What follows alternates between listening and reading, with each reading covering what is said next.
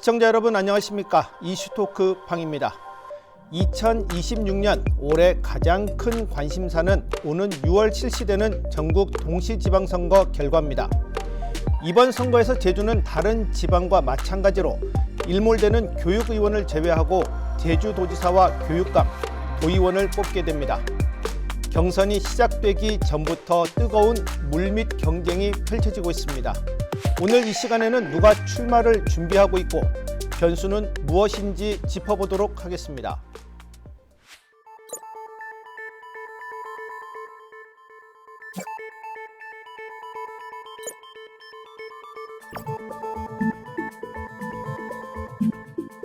하나, 둘, 셋, 화이팅! 도지사의 모습을 보면서 이 포럼은 오영훈 도정을 바꾸기 위한 나름대로 조정과 관리를 통해서 단일화는 이루어질 것이라고 봅니다.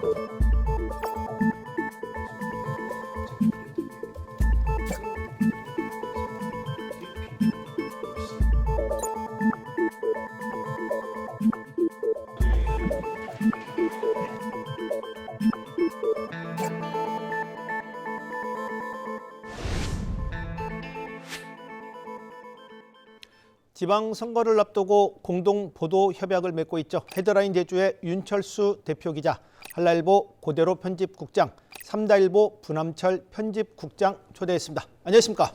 안녕하십니까. 오늘 좋은 토론, 좋은 분석 부탁드리겠습니다. 먼저 이번 지방선거가 주는 의미부터 짚어보도록 하겠습니다. 우리 윤철수 대표께서 시작을 좀 해주시죠. 예, 지방선거는 풀뿌리 민주주의의 그 핵심적 그 제도라고 할 수 있는데 대선이나 총선과는 그 의미나 그 성격상 약간 차이가 있습니다. 네. 그럼에도 불구하고 정당 공천을 통해서 이루어진다는 점에서 좀 중앙 정치와도 좀 연결될 수밖에 없거든요. 네. 그런 점에서 볼 때 제가 이번 그 지방선거의 의미를 한 세 가지로 나눠서 이렇게 설명한다면 첫 번째는 이재명 정부에 대한 그 심판 중간 평가의 장이 될 수가 있다. 그런 점에서 볼 때 이번 선거의 그 중앙 정치 대결 그 구도의 그 프레임은 현 정부 심판론과 그 내란 세력 척결론으로 이렇게 좀 설정될 가능성이 있다, 이렇게 좀 볼 수 있고요. 그다음에 두 번째로 그 지역 정치 측면에서 이렇게 볼 때 우리가 민선 시대가 열린 지 지금 31년째고 이번에 그 9번째 그 지방선거가 열리는데 오영훈 제주도정 그 민선 8기에 대한 그 평가의 장이다. 그래서 그 좀 오영훈 도정에 대한 재신임이냐 아니면 심판이냐, 좀 이걸 갖고 좀 아마 지방 정가에서는 아마 대척점이 이렇게 좀 만들어지지 않을까 생각합니다. 그다음에 그 세 번째로 볼 때는 우리가 지역 현안 측면에서 보는데 그동안 그 선거를 통해서 우리가 지역 현안에 그 나가야 될 방향 좀 해결 방안을 이렇게 좀 모색해 왔는데 이번 역시도 제2공항이라든지 행정체제 개편이라든지 뭐 섬식정류장의 그 BRT 사업이라든지 아마 이번 그 선거 과정에서 많은 토론이 있게 되고 앞으로 이 지역 현안이 어떻게 좀 나가야 될지 아마 도민 사회에 대해서 아마 많은 논쟁이 있을 거로 봅니다. 그래서 결론적으로 보면 지역 현안에 대한 도민들의 평가의 장이 될 수도 있다. 이렇게 좀 정리할 수 있겠습니다. 네, 고맙습니다. 고대로 국장은 어떻게 보고 있습니까? 네, 우리나라 전체적으로 봤을 때는 뭐 이재명 정부 출범 이후에 이루어지는 선거이기 때문에 이재명 정부의 어떤 중간 평가 성격도 뜰 수 있지만은 우리 제주만을 놓고 봤을 때는 아까 우리 윤 대표께서 얘기했던 대로 우리 오영훈 도정 지난 4년간의 성과에 대한 평가가 그런 게 어떤 이번 선거가 주는 성격이 아닌가 그런 생각이 들고요. 사실상 그 오영훈 도정이 출범한 이후에 제주형 행정체제 개편, 뭐 제주와 칭다오 화물선 취향 이후 취향도 하고 상당히 많은 그 사업들을 추진했지만은 그 사업을 추진하는 과정에서 너무 무리하게 사업을 추진한다는 어떤 비판 비난도 많이 받았었고 이에 반해서 다른 한쪽에서는 뭐 제주의 미래의 먹거리를 준비하는데 또 많은 투자를 했다 이런 또 긍정적인 얘기도 나왔었거든요. 이렇게 긍정과 부정 평가를 모두 감안한다면은 앞서 얘기했듯이 오영훈 도정의 지난 4년에 대한 평가, 준엄한 평가가 이번 선거를 통해서 내려지지 않을까 그런 생각을 하고 있습니다. 예, 고맙습니다. 부남철 국장 어떠십니까? 예, 저는 뭐 윤 대표나 고 국장께서 말씀하셨던 도지사 도정 평가와 함께 예. 도의에 대한 이제 평가가 중요하다. 도의회까지, 특히 풀뿌리 민주주의가 이제 강화되고 저희들이 계속 민의를 반영한다고 했지만 그동안 과연 도의회가 도정을 견제한 기능과 그다음에 정책 방향을 설정하는 기능에서 과연 제대로 역할을 했느냐에 대한 부정적인 인식들이 많았기 때문에 이번 선거 도정 평가도 중요하지만 그동안 4년 동안의 도의원들에 대한 평가가 또 하나의 중요한 포인트가 되지 않을까 그렇게 생각을 하면서 이번 선거가 그러니까 제주도 어떻게 보면 제주도민의 민주주의의 성숙의 정도를 보여준 또 하나의 계기가 되지 않을까 그렇게 생각하고 있습니다. 이재명 정부, 오영훈 도정 그리고 도의회까지 이렇게 언급해 주셨습니다. 뭐 좀 선거별로 좀 다뤄보도록 하겠습니다. 먼저 좀 제주도지사 이야기를 나누어 보면 여야 간 온도차가 큽니다. 뭐 더불어민주당은 뭐 전현직 국회의원이 총 출동할 만큼 치열하고 국민의힘은 상대적으로 조용합니다. 엊그제 문대림, 송재호 전 현직 의원이 포럼을 창립하기도 했는데 전반적인 도지사 선거 구도, 더불어민주당, 국민의힘 포함해서 우리 고대로 국장께서 먼저 좀 전반적인 분석 좀 부탁드리겠습니다. 네, 지난 7일이었죠. 진보당에서 우리 김명우 도당위원장이 제주지사 출마를 선언했고 현재 민주당과 국민의힘에서도 나름대로 지금 후보들이 출마를 준비하고 있는 그런 상태죠. 여기에다가 앞으로 조국 혁신당 이준석이 이끄는 개혁신당에서도 지사 후보를 지금 내려고 공모 절차를 아마 벌이고 있는 것으로 알고 있는데 이렇게 되면은 다자구도가 형성될 가능성이 현재로서는 높다고 볼 수가 있겠습니다.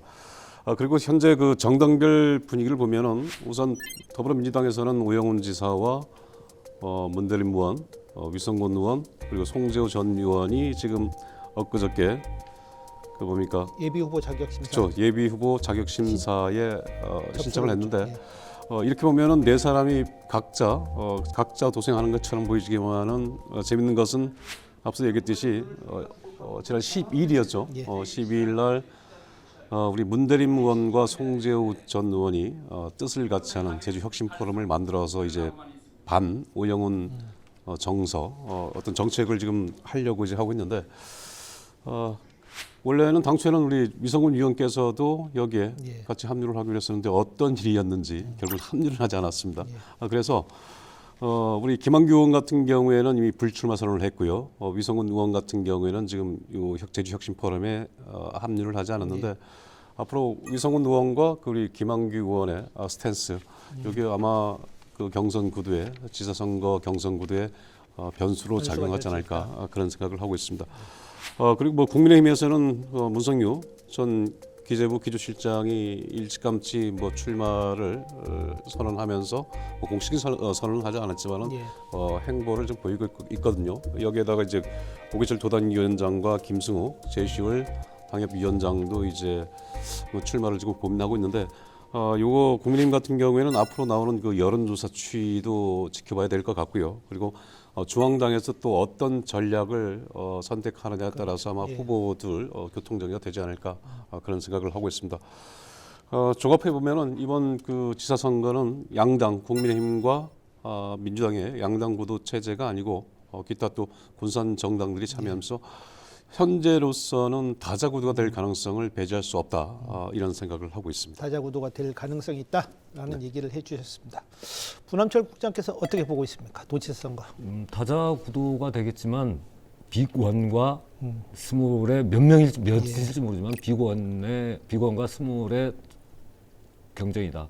그리고 중요한 변수로 봤을 때 그래서 어떻게 보면 민주당이 우월하게 나가는 구도가 초반부터 되고 거의 끝까지 가겠지만 중요한 변수는 지금 현재 민주당 내부에서의 갈등, 경선 갈등이 과연 어떻게 표출이 되고 어떤 방향으로 흘러갈지 그 부분이 가장 중요한 변수가 되고 그게 도지사 선거 전반적으로 영향을 미칠 것이다라고 저는 보고 있고 또 하나는 지금 아까 저희들이 인사할 때 말씀을 드렸지만 현 도정에 대한 평가가 지금 민주당 내부에서는 뭐 오영훈 지사가 대선이 뭐 출마가 거의 확실시되고 있기 때문에 지사의 지속론에 대한 뭐 제가 봤을 때는 다른 후보들 그러니까 문대림 의원이나 송재호 전 의원이나 그다음 위성권 의원은 아직까지 뭐 특별하게 얘기를 하지만 그래도 위성권 의원도 얘기하면 위성권 의원은 좀 차별화를 두고 있지만 문대림 의원이나 송재호 전 의원은 거의 차별화라기보다는 거의 심판론을 내세우고 있기 때문에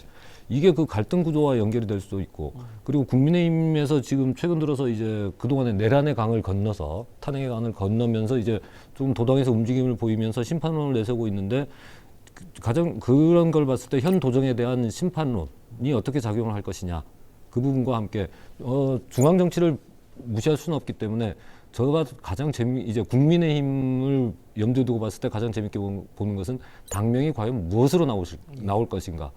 그렇게 됐을 때 제주도당에서 지금 문성유 전 실장이나 뭐 몇 분이 준비를 하고 있지만 전략 공천이 이루어지지 않을까라는 생각도 할 수 있기 때문에 오히려 저는 이 민주당을 겨냥한 다른 타당의 어떠한 전략이 중요한 변수가 될 수도 있다. 그렇지만 지금 현재로서는 민주당이 가장 큰 변수가 될 수 있다. 그렇게 말씀드리고 싶습니다.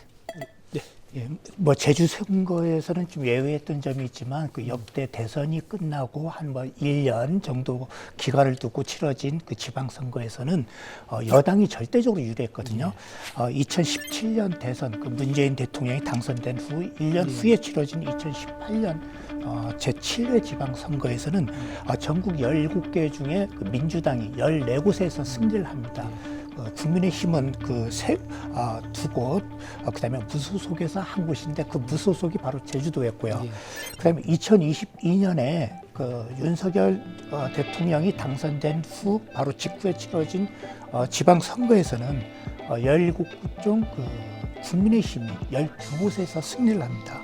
민주당은 5곳을 승리했는데 이때도 역시 제주도에서는 여당의 전체적으로 유리했지만 제주도에서는 오히려 야당에서 이렇게 좀 승리하는 이런 그 이변을 보이기도 했습니다. 그래서 좀 제주도 선거 전반적으로 좀 약간 그 중앙 정치와 바로 연결되지 않는 그런 점이 있긴 합니다만 이번 선거에서 뭐 아까 고대로 국장이 이렇게 정리를 잘 해주셨습니다만 저 역시도 가장 관심 있게 보는 거는 더불어민주당의 공천 대결 구도가 어떻게 짜여질까. 이게 아마 도민사회에서도 가장 관심이 되는 부분입니다. 본선은 나중에 문제고 지금 현재 아마 1월부터 경선. 아마 3월까지는 모든 아마 유권자들의 관심이 더불어민주당의 공천과 후보 경선에 아마 쏠리게 될 것이다. 그래서 지금 오영훈 그 지사도 지난 1월 5일에 중앙당에 가서 그 현직 그 광역단체장 그 면접 심사에 참여했기 때문에 오 지사도 뭐 재선 도전을 사실상 기정사실화를 했습니다. 그러면은 오 지사를 포함해서 지금 현재 뭐 전현직 그 의원까지 해서 4명인데 사파전으로 계속 갈 것인지 아니면 압축할 것인지 이게 가장 큰 관심이거든요. 그래서 최근에 그 문대림 의원과 송재호 전 의원이 그 포럼을 창립하면서 뭔가 좀 선거에서 연다겠다는 이런 의지를 보이고 있기 때문에 제가 볼 때는 단일화 가능성이 크다. 그래서 그럴 경우에는 아마 후보 경선도 뭐 많게는 3파전, 적게는 아마 그 양자 대결 구도로 이렇게 갈 가능성이 높지 않을까 이렇게 좀 생각을 합니다. 뭐 아까도 뭐 잠시 좀 뭐 언급들이 나왔지만 엊그제 출범한 제주 혁신 포럼 과연 이 성격 어떻게 봐야 하나. 그리고 당초 위성곤 의원이 이 포럼에 함께 할 것처럼 알려졌지만 결국은 불참했습니다. 이 부분 어떻게 봐야 할는지 윤 대표께서 한번 좀 한 말씀 해주시죠. 네, 뭐 이번 포럼이 뭐 제주 사회가 안고 있는 뭐 현안이라든지 앞으로 뭐 정책 방향 또 뭐 이걸 그 공론장으로 이렇게 가져나간다 이렇게 말씀은 했지만 제시는 했지만 순수한 공론장 성격으로는 보기는 굉장히 힘듭니다. 그래서 뭔가 그 정치적 그 약간 목적이 굉장히 강한 포럼이다. 저는 뭐 이렇게 보고 있습니다. 그래서 아마 그 참여한 분들도 물론 뭐 순수 뭐 관광 분야라든지 이런 정책적인 부분에 이렇게 좀 뭐 임하시는 분들이 참여한 부분도 들어 있습니다만 사실은 정치 조직이나 다름없다. 그 중에서도 문대림 의원과 송재호 전 의원을 주축으로 한 아마 그 정치적 그 세력들의 아마 모임이 이번 그 포럼으로 이렇게 표출된 것 아니냐 좀 생각을 합니다. 아마 송재호 전 의원도 지난해 말에 SNS를 통해서 그 입장을 현 도정에 대한 입장을 내놨고 또 문대림 의원도 그 1월 4일 그 오영훈 지사가 면접 심사를 보기 바로 하루 전에 이렇게 입장을 내놨는데 두 분 다 공통점은 오영훈 도정에 대한 굉장히 강도 높은 비판을 하고 들어간다. 좀 이런 점을 볼 때 사실상 이번 포럼에서 보여주고 있는 그 송 전 의원과 문 의원의 그 연대는 반 오영훈 도정에 대한 그 연대가 아닌가. 그렇게 좀 생각을 합니다. 위성곤 의원의 불참은 어떻게 보고 있습니까? 위성곤 의원 같은 경우에는 일단 그 지방선거에 대한 그 출마 의지는 본인도 굉장히 강한 걸로 알고 있습니다. 저도 개인적으로 그렇게 확인도 했고 다만 오영훈 지사와 위성곤 의원이 겹치는 부분이 굉장히 많습니다. 특히 지지층에서 같은 서귀포시 지역 출신이라는 점, 그다음에 고등학교와 뭐 대학교의 뭐 사실상 같은 뭐 동문인 점, 여러 가지 점에서 굉장히 겹치는 부분이 많거든요. 그래서 이 포럼에 그대로 같이 참여했을 경우에는 위성곤 의원이 이득을 볼 게 사실 별로 없다. 오히려 지지층이 겹치는 부분에서 오히려 이탈될 소지도 있다. 그래서 오히려 저는 한 발 물러나서 앞으로 좀 위성곤 의원이 그리는 그림은 어쩌면 송 전 의원과 문 의원이 그 단일화 결과에서 오히려 위 의원이 그 대결 구도를 이렇게 가져나갈 가능성이 오히려 크다라고 생각을 합니다. 문대림 송재호 전 현직 의원을 중심으로 좀 당내인데 어떤 선의의 경쟁이라는 인상보다는 앞서 계속해서 얘기해 주셨지만 반 오영훈 정서를 이제 강조를 하고 있습니다. 이 부분 좀 어떻게 보고 있습니까?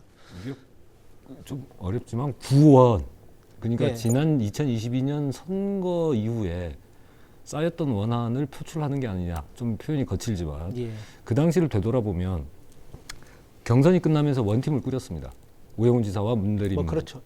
후보가 선언적으로는 선언적으로 했고 문대림 후보 캠프에 있던 사람들을 오영훈 캠프에 보냈어요. 그래서 선거가 끝났습니다. 선거가 끝난 이후에 문제가 발생을 한 게 그 당시를 이렇게 되돌아보면 인수위에 문대림 후보 쪽에서 그 자기 캠프에 있던 사람들을 추천을 했는데 오영훈 의원이 그거를 제대로 안 받았습니다. 또 한 명은 뭐 누구로 교체달라 얘기를 했고 그리고 참 이 선거에 따른 농공행산이지만 공공기관장을 그 당시 공공기관장 임명을 보면 문대림 캠프에서 추천을 했는데 안 받아줬어요. 그러면서 원한이 쌓여가기 시작한 걸로 저는 알고 있습니다. 그러면서 지금 내세우는 건 특히 문대림 의원이 최근에 SNS를 통해서 내란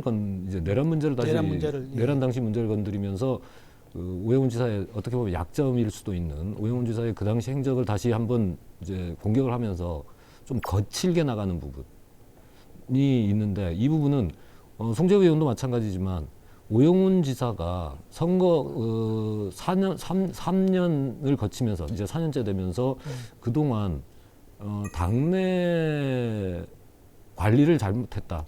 그거에 대한 반감이 지금 표출되고 있다. 저는 그렇게 보고 있습니다. 지금 상황이라면 더불어민주당은 최종적으로 1인으로 압축되더라도 이 후유증, 경선 본선에 나가기 전부터 후유증이 만만치 않지 않을까라는 좀 우려가 생기는데 이 부분은 좀 어떻게 보십니까? 네, 저도 굉장히 중요하게 이 부분을 보고 있는데 민주당은 이미 사전 경험을 했거든요. 2018년 6월 지방선거 당시에 민주당 그 경선 후보로 현재 문대림 국회의원하고 김우남 전 의원이 경선을 붙었지 않습니까? 근데 경선에서 민주당 후보로 문대림 후보가 선정이 되니까 그 김우남을 지했던 일부 세력들이 이탈을 해서 제주시 도남동에 별도의 사무실을 차려놓고 당시 무소속 원희룡 지사의 선거를 지원하는 그런 일이 벌어졌지 않습니까?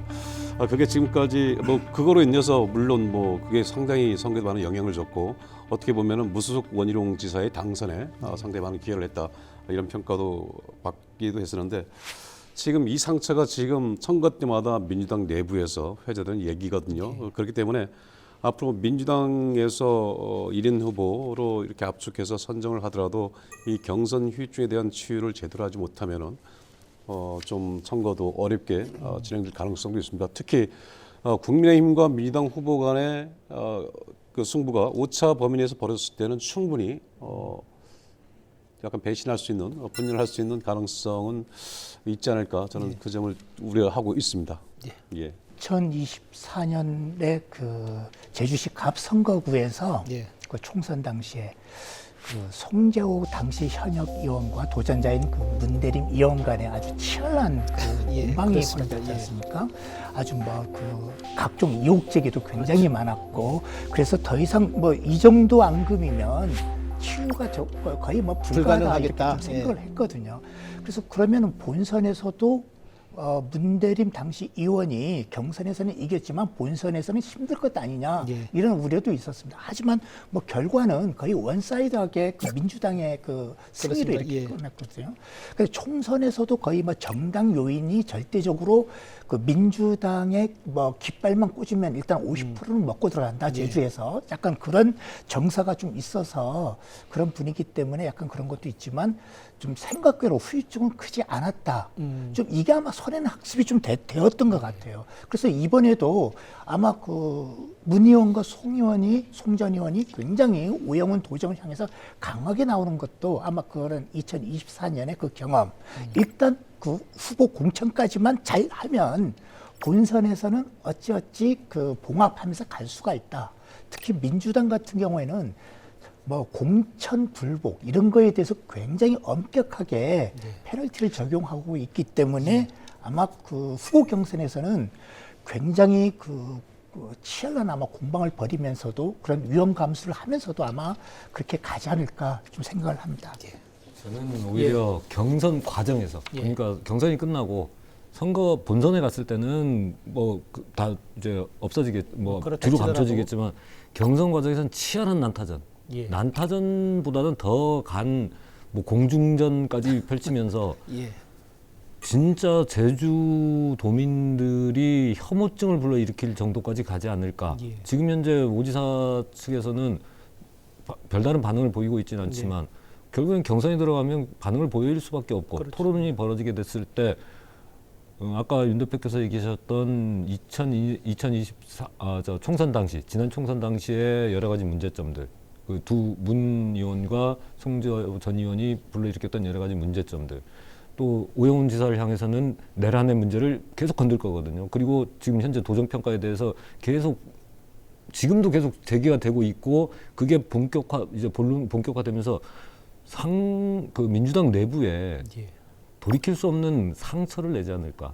진짜 선거 경선 끝나면 영원히 얼굴도 안 보지 않을까 정도로 저는 치열한 공방을 벌이지 않을까 그렇게 보고 있습니다. 네. 상대적으로 이제 국민의힘 너무 좀 조용합니다. 이 국민의힘 뭔가 좀 분위기를 좀 띄워야 되지 않을까. 이거 전반적으로 이제 우리가 얘기하다 보니까 더불어민주당 위주고 뭐 도민사회도 그런데 국민의힘은 뭐 좀 어려울까요? 어떻게 보십니까? 지금 뭐 국민의힘 뭐 거론되는 주자는 뭐 여러 명 있지만 지금 확고하게 결심을 굳히고 행보를 나서는 분은 한 명으로 이렇게 보입니다.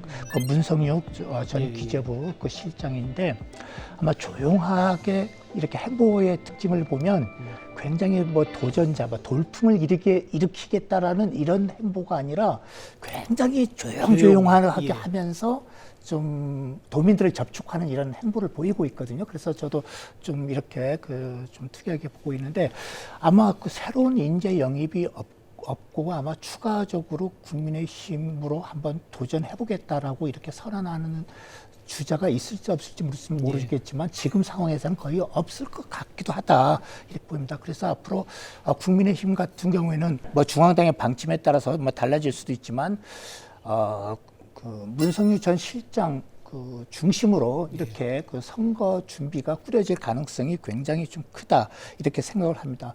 문제는 아직도 그 비상계엄 사태 이후에 국민의힘이 좀 달라진 모습을 도민들에게 보여주지 못하고 있다. 굉장히 좀 무기력한 상황이 장기간 지속되고 있다. 당 쇄신도 없고 좀 새로운 그 인물 영입도 없다. 아직 제주에서는 좀 이런 점 놓고 볼 때 이번 선거도 좀 쉽지 않은 그 선거가 될 것 같다. 특히 뭔가 좀 국민의힘이 한번 이번 선거에서 좀 한번 승리를 해보겠다 한다면 확실한 뭔가 반전 카드가 있든지 아니면 돌풍을 일으킬 수 있는 뭔가 기제가 있어야 되는데 아직까지는 그러한 점을 이렇게 만들지 못하면서 지금 선거판은 모든 관심이 민주당 후보 경선에 쏠려있지 국민의힘의 관심은 굉장히 좀 약한 상황이다. 이렇게 좀 볼 수 있겠습니다. 이번에는 좀 도의원 선거 좀 이야기 나눠보도록 하겠습니다. 우리 부남철 국장께서 전반적인 판세 분석 좀 부탁드리겠습니다. 이번 아까 윤 대표께서 국민의힘 지사 선거를 이제 분석을 해주셨는데 그게 도의원까지 영향을 끼치면서 아직까지는 민주당의 절대 우세 속에서 이제 앞으로 정치가 어떻게 이제 중앙 정치가 어떻게 재편을 되면서 가겠느냐라고 하지만 민주당의 절대적인 우세는 이제 변할 수 없다. 단지 여기도 마찬가지로 민주당도 또 공천 과정에서 내부 갈등이 또 하나의 변수가 될 수 있다. 그렇게 보는 거고 제가 볼 때는 민주당은 거의 전 지역구에서 다 후보를 낼 거라고 보이는데 국힘은 오히려 전 지역구에서 후보를 공천하는 것보다 집중. 자기들이 지금 현재 차지하고 있는 현역 의원들이 있는 선거구와 그리고 경쟁력 있는 선거구에 집중을 하지 않을까 그렇게 생각을 하고 있고 여기에서 이제 개혁신당이나 진보혁신당 그리고 진보당 그다음에 뭐 녹색당 등이 이제 준비를 하고 있는데 의외로 소수 정당에서 지역 민심을 잘 파고들어서 또 이제 이게 보면 거의 민주당 쪽 선거 지역구이기 때문에 그쪽을 조금 침투하지 않을까 좀 표현이 그렇습니다만은 그쪽에서 조금 강한 모습을 보이지 않을까. 그렇지만 지금 현재로서는 민주당이 다수당을 차지하는 큰 구도는 크게 변하지 않을 것이다. 그렇게 생각하고 있습니다. 일단 뭐 분위기상으로 더불어민주당이 좀 상당히 좀 유리한 국면이 조성되는 이런 뭐 여러 가지 그 상황들을 볼 때 그렇게 좀 나타나고 있는 게 사실입니다. 이번 선거의 그 특징을 보면 첫 번째로는 그 지역구 의원 대부분이 그 출마를 하고 있다. 전체 32개 그 지역구인데 이 중에 그 민주당에서 그 불출마를 선언을 한 그 두 분이 있고 그다음에 또 한 명도 거의 뭐 불출마 이상봉 현 의원하고 그다음에 삼양동 봉계동 지역구한 김경미 의원 그다음에 뭐 구좌우도면에 그 김경아 의장도 뭐 불출마 발표는 안 했지만 사실상 불출마 쪽으로 이렇게 했습니다. 그러면 세 명이 일단 불출마를 하고 그다음에 공석인 표서면 선거구까지 합치면 지금 4명을 빼면은 28명이 전부 재도전에 나서고 있다. 이게 첫 번째 특징이고요. 두 번째는 비례대표가 지금 현재 그 더불어민주당 4명, 국민의힘 4명, 총 8명인데 8명이 전부 그 지역구로 이렇게 도전을 하고 있다. 그래서 그 8명이 도전하는 그 지역구의 공천 향방이 굉장히 주목되는 상황이다. 이렇게 좀 볼 수 있고요. 그다음에 지난 그 12대 도의회도 좀 상당히 좀 젊어진 느낌이 있지만 이번 선거에서도 굉장히 청년 정치인들 또 여성 정치인들의 도전도 굉장히 좀 많아지고 있다. 그래서 그 청년 정치, 여성 정치가 어느 정도 확대될 것인가도 좀 관심되는 부분 중 하나입니다. 네. 고대로 국장께서는 어떻게 보고 있습니까?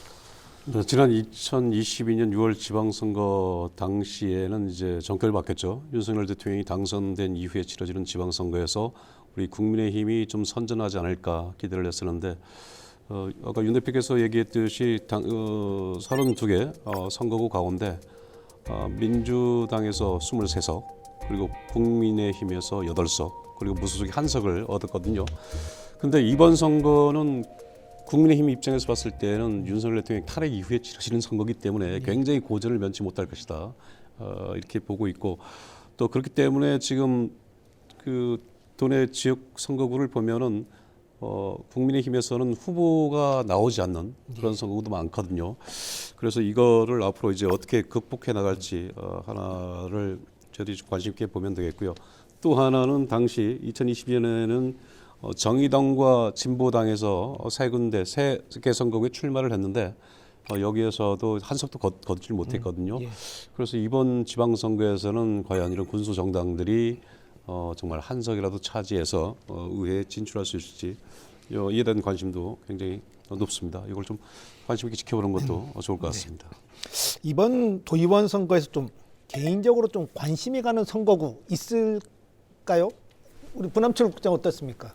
저는 뭐 지금 아까 얘기하셨던 비례대표, 뭐 현역 거기에 뭐 의원 보좌관을 지냈던 뭐 전직 의원들이 총출동하는 연동 거의 뭐 전쟁터를 방불하게 하지 않을까. 뭐 지금 뭐 예비후보 등록이 되지도 않았지만 벌써부터 뭐 현수막도 내고 뭐 이제 신년 인사회에 인사까지 다니는 모습들을 봤을 때 연동이 이제 관심은 가는데 현역 의원인 양영식 의원이 과연 그렇게 만만치 않은 상태인데 그 과정을 정치 신인들이 어떻게 견뎌낼까? 근데 문제는 페널티 문제. 그러니까 이제 저희들이 계속 신경 뭐 제주 광역자치단체도 그렇지만 도의원들도 그 활동에 대한 평가가 있는데 그 하위 20%에 누가 들어가느냐? 그 문제가 들어갔을 때 이제 정치 신인들이기 때문에 가점들을 받을 수 있다. 그런 부분에서 이제 본인들도 해볼만 하다라고 생각하는 게 있지만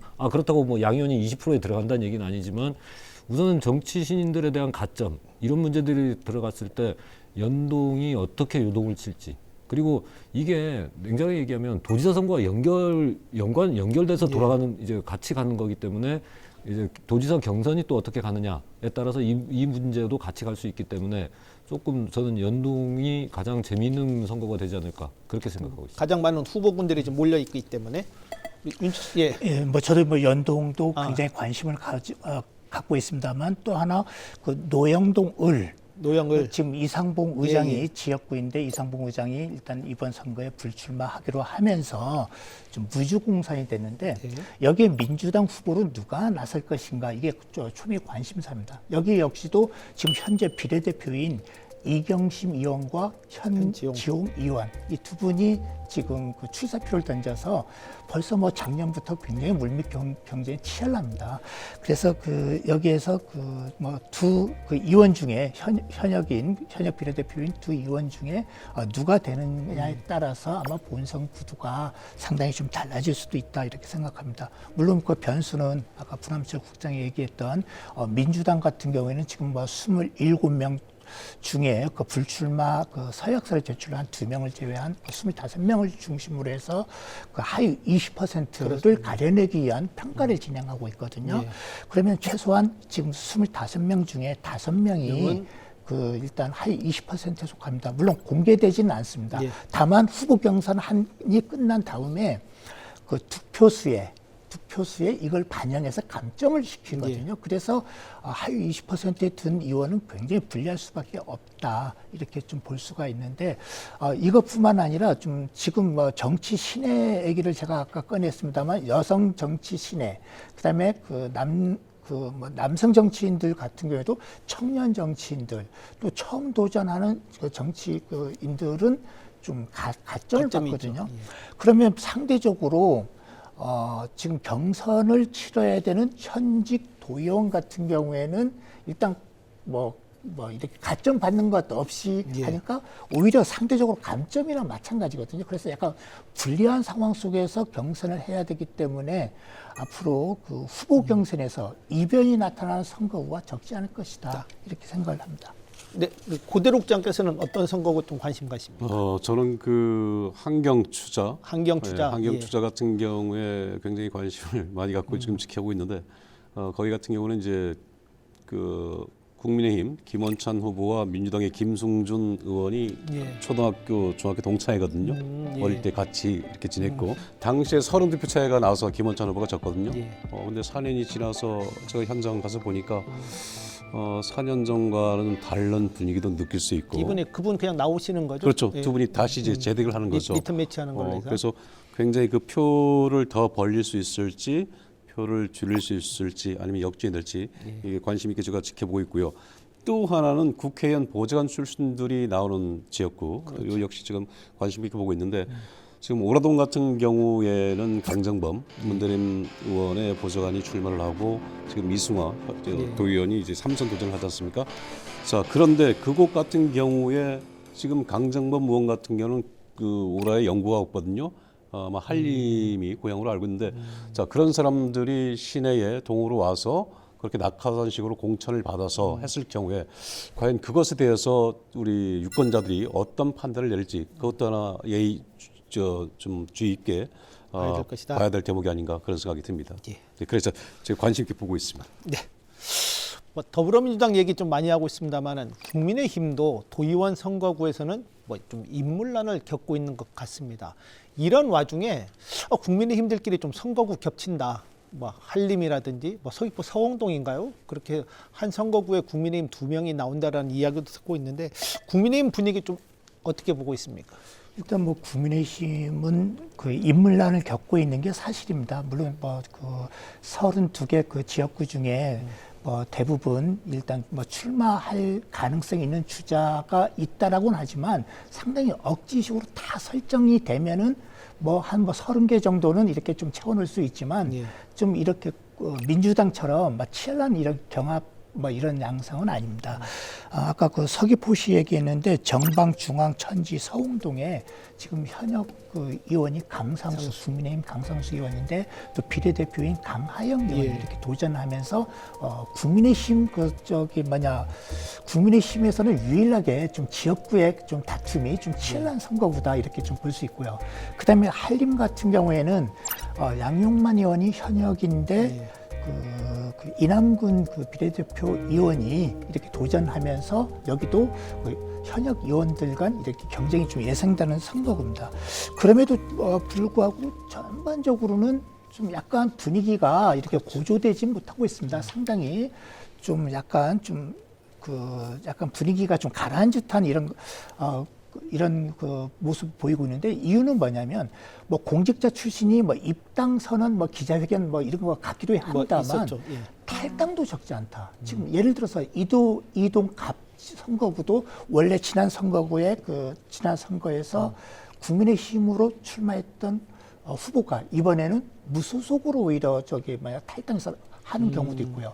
조천욱 같은 경우에도 직전 선거에서 국민의힘 출마 주자가 이번에는 탈당해서 다시 뭐 다른 당적 없이 할지 아니면 다른 당을 이렇게 선택할지 이렇게 고심하는 걸로 알려지는데 이런 것처럼 좀 국민의힘 좀 분위기는 좀 굉장히 좀 분위기가 좀 이렇게 뜨지는 못하는 그런 상황이다 이렇게 말할 수 있겠습니다.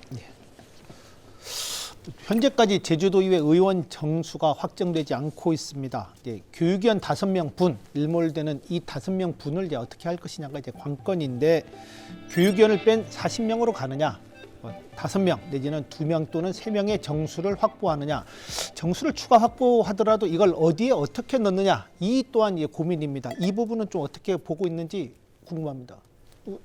불암철 선생, 예. 지금 뭐 국회 정개특위가 우선 너무 늦었기 때문에 뭐 지금 깝깝한 상황인데 제가 볼 때는 지금 정개특위가 워낙 바쁜 일정이기 때문에 제주도 정수 그리고 행안부에서 제주도 의원 정수를 40명이 적정하다라고 얘기를 내린 상황에서 이거를 확대하는 거는 힘들지 않을까. 저는 그렇게 보고 있고 그리고 지금 정개특위의 제주 지역 그 제주시 을을 선거구로 가진 김한규 의원이 정개특위 위원으로 선임이 됐는데 그렇지. 김한규 의원이 되게 부정적이에요. 이 확대하는 거에 대해서. 되게 부정적이기 때문에 아무래도 그러면 논란을 불러일으키지 않고 그냥 무난히 가기 위해서는 지금 현재로 유지할 게 아니냐라는 부분이고 그 부분이 저가 볼 때는 오히려 갈등의 소지를 줄이는 부분이 하지 않을까. 또 좀 문제가 되는 게 분구를 해야 된다. 인구 문제를 갖고 나오는 게 김한규 의원의 지역구예요. 또 예. 솔직히 자기 표 관리해야 되는데 거기에서 논란을 불러일으킬 생각은 없다고 생각을 하기 때문에 이거는 조금 개인 그 정치인의 그 자기 정치 이익을 본다고 할 수 있지만 있고 지역 사회의 어떤 이익을 외면한다고 할 수 있지만 행안부 정부에서 도의원 수가 확대하는 것을 부정적으로 보는 상황에서 그걸 무리하게 밀어붙이기보다는 현행 체제를 유지하는 게 무난히 이번 선거를 치를 수 있다라고 생각을 하지 않을까 그렇게 보고 있습니다.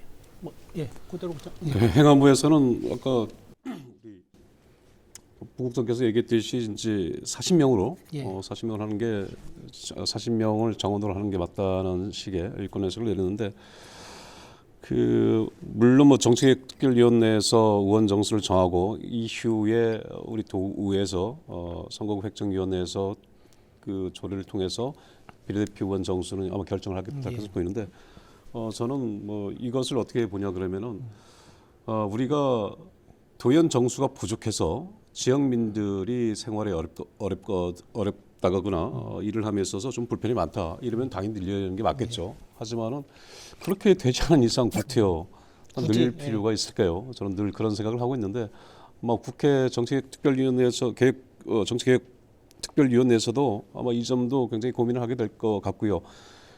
그리고 다른 지역 사례 보면은 교육위원 5명이 부산 같은 경우는 교육위원 5명이 없어졌는데 3사람을 일반 의원으로 해서 이렇게 증언한 그런 부분도 있으니까 아마 그런 것들을 다 감안해서 의원 정수를 정하지 않을까 그런 생각을 하고 있습니다. 네. 예. 지금 의원 정수를 좀 늘려야 된다라는 이런 주장과 관련해서 예. 좀 현직 뭐 도의원 또 지방장과의 입장에서는 이런 목소리가 사실 상대적으로 좀 많은 게 사실입니다. 근데 아까 그 고대로 국장이 얘기했듯이 일단 우리가 도민 사회에서는 증언을 바라고 있는가 이걸 정말 한번 점검해 볼 필요는 있겠다 생각을 합니다. 그래서 지금 현재 그 40명의 그 의원 정수가 모자라서 이 정도 인력으로는 도저히 우리가 지역 현안 해결 또 뭔가 의회 그 운영이 있어갖고 좀 부족하다. 이래서 좀 늘려야 되는 게 아니라 지금 뭔가 정치권의 그 이해에 따라서 지금 늘려야 된다 목소리 많거든요. 물론 또 비례대표를 그 진보 정당 같은 데서는 비례대표 정수를 늘려야 된다고 이렇게 합니다만 현재의 구조상으로는 설령 늘린다 하더라도 양당 독식이 될 가능성이 굉장히 높다. 왜냐하면 비례대표 그 의석 그 배분 그 요건에 가장 중요한 게 최소 그 정당 그 득표율이 5%는 넘어야 된다라고 이렇게 규정하고 있거든요. 그래서 현재 각종 여론조사 결과를 이렇게 놓고 볼 때 5%를 넘을 수 있는 정당이 많지 않다. 굉장히 제한적이다. 이런 점을 볼 때 비례대표 그 정수를 설령 늘리더라도 양당 독식 체제가 또 반복될 가능성이 굉장히 좀 높다. 이렇게 생각을 합니다. 마지막으로 교육감 선거 짚어보겠습니다. 김광수 교육감의 재선 도전이 뭐 확실시되고 있고 뭐 현재 들리는 얘기를 종합하자면 뭐 3파전 내지는 뭐 2파전으로 치러지지 않을까도 예상되고 있습니다. 윤철수 대표께서 어떻게 예상하고 있고 변수가 있다면 또 무엇이 있을까요? 일단 뭐 현재 그 출마가 거론되는 주자는 5명입니다. 예. 김광수 교육감의 재선 도전 뭐 거의 확실시되고 있고요. 그다음에 교육위원 중에 그 3명이 출사표를 던졌는데 예. 고희숙 교육위원, 예. 김창식 교육위원, 오승식 교육위원, 그다음에 송문석 전 그 서기 중앙여중 교장까지 이렇게 가세를 했습니다. 그래서 각 뭐 예비 주자마다 뭐 출판 기념회도 갖고 또 의정 보고회도 갖고 하면서 굉장히 좀 인지도 이렇게 넓히는 그때 좀 주력을 좀 하고 있습니다. 앞으로 좀 변수는 좀 현재 그 뭐 이 5명의 주자가 그대로 이렇게 뭐 출마할 가능성은 굉장히 희박하고요. 압축을 하긴 할 건데 어느 정도 압축할 것인가. 아마 김광수 현직 교육감을 제외한 4명의 생각은 똑같을 겁니다. 좀 그 나머지 도전자 4명끼리 좀 단일화 논의를 좀 한번 좀 아마 시작하자는 생각은 다 갖고 있을 것이고 그 시기가 언제냐가 문제입니다. 2월 3일부터 예비 후보자 등록이 시작되는 점을 감안할 때 제가 볼 때는 2월 중순에 설 연휴가 있고 그래서 최소한 그 2월 초순부터는 그 도전자 4명의 단일화 논의가 시작되지 않을까 이렇게 생각합니다. 다만 그 변수는 단일화 논의를 함에 있어서 또 어떻게 할 것인가. 도전자 4명을 전부 아울러서 한 명으로 만들어 압축해서 김광수 교육감과 1대1 구도를 만들 것인가. 이게 직전 선거에서 나타났던 구도거든요. 가장 그 도전자 입장에서는 가장 바람직한 그 구도. 김광수 교육감 입장에서는 사실 1대1 구도가 가장 껄끄럽고 좀 1대2도 좋고 1대3도 좋고 그 후보가 많으면 많을수록 김광수 뭐 현직 교육감 입장에서는 굉장히 좀 유리하다고 이렇게 판단하고 있을 건데 도전자 입장에서는 굉장히 다르죠.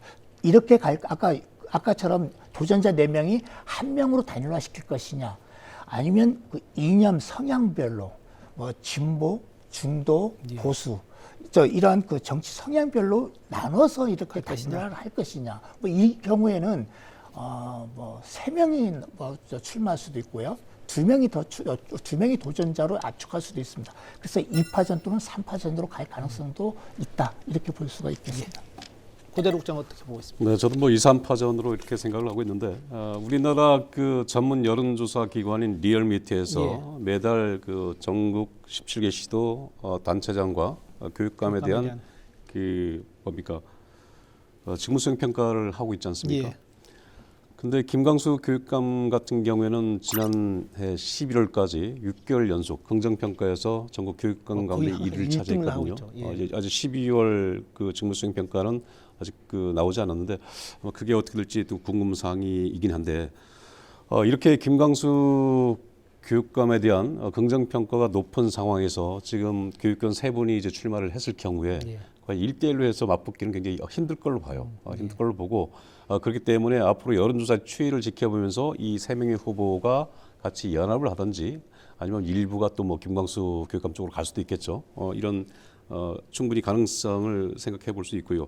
우리 정규직 출신의 고위습구원은 아마 끝까지 갈 겁니다. 이렇게 계속 끝까지 가기 때문에 고위습구원하고 김광수 교육감 일단 2파전에서 이제 하나가 더 후보가 한 사람이 더 나오면서 3파전으로 가느냐 그건 앞으로 좀 여론조사 결과를 지켜보면은 아마 정리가 되지 않을까 그런 생각이 듭니다. 부남철 국장 어떻습니까? 교육감 선거도 비권과 나머지 이제 20 후보들의 대결인데 문제는 김광수 교육감의 문제가 아니라 나머지 후보들이 단일화를 어떻게 빠르게 이뤄내느냐에 이번 선거가 달려 있다. 그랬을 때 좀 교육감 선거가 볼만하지 않겠느냐.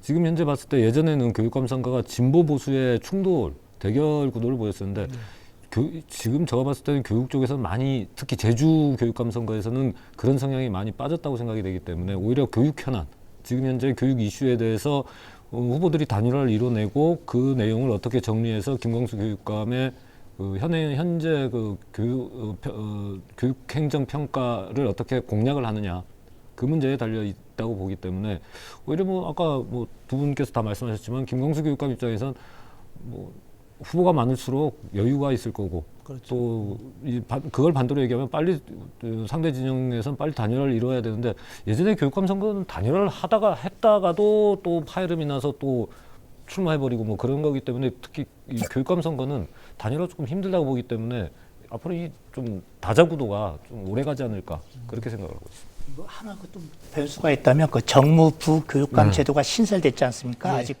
김광수 교육감이 제도는 만들어 놓고 아직 그 임명은 아직 안 해봤는데 이 카드를 활용하면 김광수 교육감 입장에서도 약간 지금 거론되는 출마 주자 중에 같이 합류할 뭔가 세력을 확장시킬 수 있는 카드로 활용할 수도 있고요. 도전자들 입장에서도 아마 단일화하면서 이 카드가 활용될 가능성도 없지 않아 있다고 봅니다. 오늘 토론회 마무리하도록 하겠습니다. 정리 발언 듣겠습니다. 고대로 국장 먼저 한 말씀 좀 해주시죠. 예, 아까 얘기를 하려다가 못해서 그거 예. 좀 하고 싶은데 제가 방송에 출연을 앞둬서 국민의힘 도의원 선거 관련 자료를 찾다 보니까 예. 지금 한 5개 선거구에서는 지금 찾지를 못하고 있는데 저는 이걸 보면서 정말 윤철수 대표께서 얘기했지만은 국민의힘이 내란 정당이라는 이미지를 불식시키지 못하면 이번 선거는 참 어려울 것이다. 전문 용어로 얘기하자면 참 깜깜할 것이다. 예. 이런 얘기를 꼭 드리고 싶습니다. 예. 예, 알겠습니다.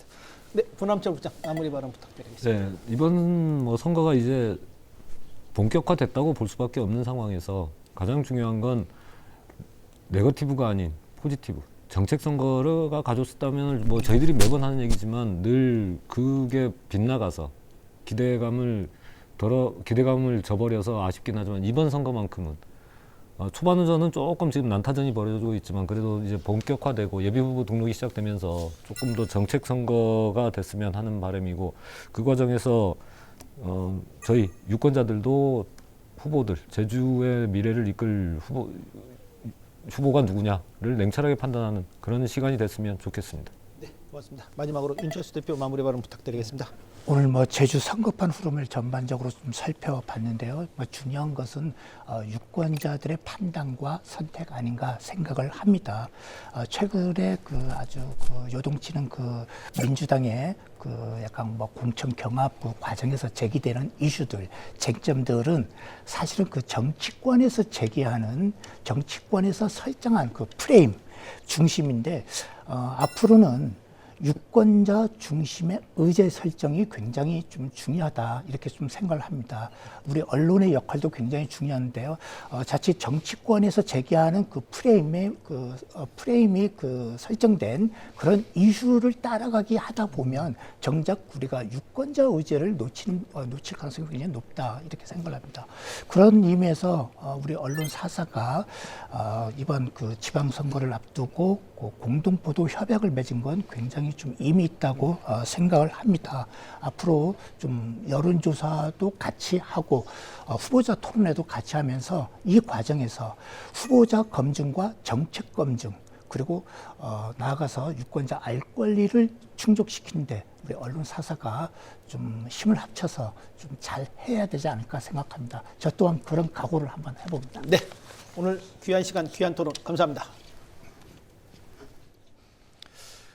지방선거가 5개월 앞으로 다가왔습니다. 저희 언론 사사는 이번 지방선거에서 공정한 선거를 이끌고 유권자들의 올바른 판단을 돕기 위해 여론조사 등 다양한 정책 아젠다 설정과 후보 검증을 준비하고 있습니다. 유권자 여러분께서도 많은 관심과 성원 부탁드리겠습니다. 오늘 순서 모두 마치겠습니다. 감사합니다.